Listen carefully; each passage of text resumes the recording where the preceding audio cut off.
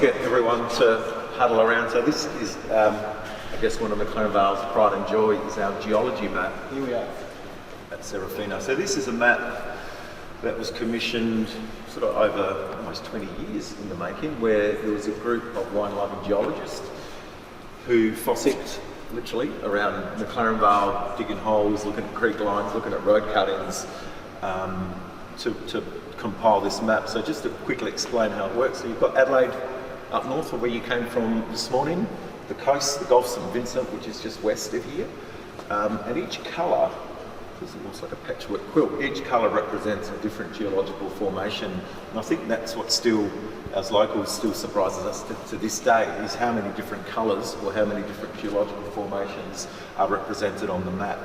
And you've got where vines are actually grown, anything from these groups here, which are in that 650 million years old rock formations, through to some of the younger formations, which are to 10,000 and 20,000 years old, which is more of the alluvial. I guess as we're still learning more about our region as well, a sort of a simpler explanation is why there is so much diversity, because McLaren Vale is quite a compact region. You think we're here, then there's the northern end around sort of Blewett Springs and a couple of vineyards scattered up towards the hills. There's not that many vineyards right on the coast, so a lot of the vineyards are located in this sort of central region here. So there's these two fault lines which are quite critical for the region, so there's been a lot of movements in those fault lines over the years, which has caused this inner side to sort of drop down. And then over the years there's a lot of other independent events where you've had rising sea levels, so you've had big areas underwater, which causes limestone deposits for millions of years in this region here. And then what else has happened? You've had sort of torrential rains over thousands of years, washing down rocks and soils and earth from these hills, flooding water, flooding rivers, big lakes for millions of years. So you've got all these different deposits and different influences in different places, which is what sort of brings about this diversity. Did you want to talk about climate? Unfortunately this map isn't a contour map, so it doesn't have the altitudes on them, but basically we call this the range, and the top of that varies, but it's usually 300 to 400 metres above sea level, the sea being down here. At Serafino, what would we be here, Charles? About 60 metres or something above sea level? Yeah, so there's quite a lot of variation. There's also a lot of hills, maybe not mountains, but over this way. And so you've got this influence from the Gulf of St Vincent, but then you get a lot of gully winds, especially in the growing season, so the early summer through to vintage.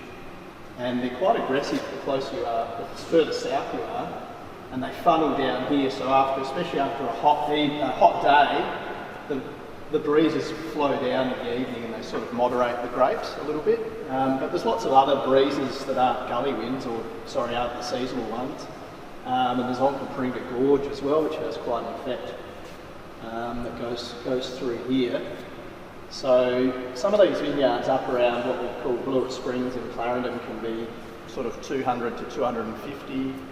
I'm not sure what the highest one is, but I don't think there's anything nudging 300. 225 at Clarendon.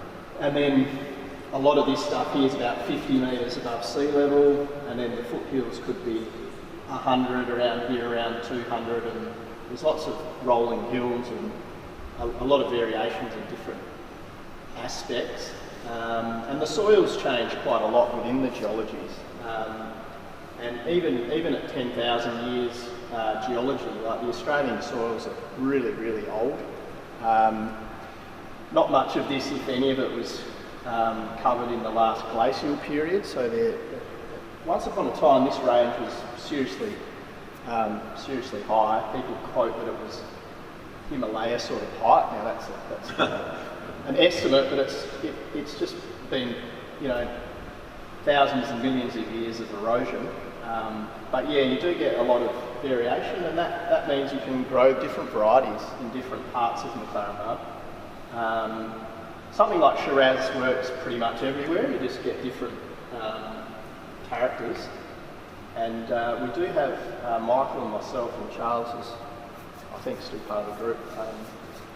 we've got a little working group called the districts or the sub-districts of McLaren Vale. And the research and the tastings in conjunction with all the growers, it's focused on Shiraz because that's the most planted area, but we've split these areas. It's not just geology, it's all those other things about climate, rainfall. It's a bit wetter up here, drier down here. So we're trying to investigate some borders, fuzzy lines, where we can grow a different style of Shiraz, something down here which is a bit more fruit driven, and the wines up here which are a bit more elegant, and usually a bit lower alcohol, a bit more finesse but more full flavoured down around here. So that's another interesting thing. But it is, it's quite complex. It could be a bit confusing, but this is what we have. Yeah, that's what we find when we're overlaying lower rainfall, high rainfall, plus the geology, sea breezes versus gully winds off the hills. There's quite a lot of little influences. It really makes every block unique in its own separate way.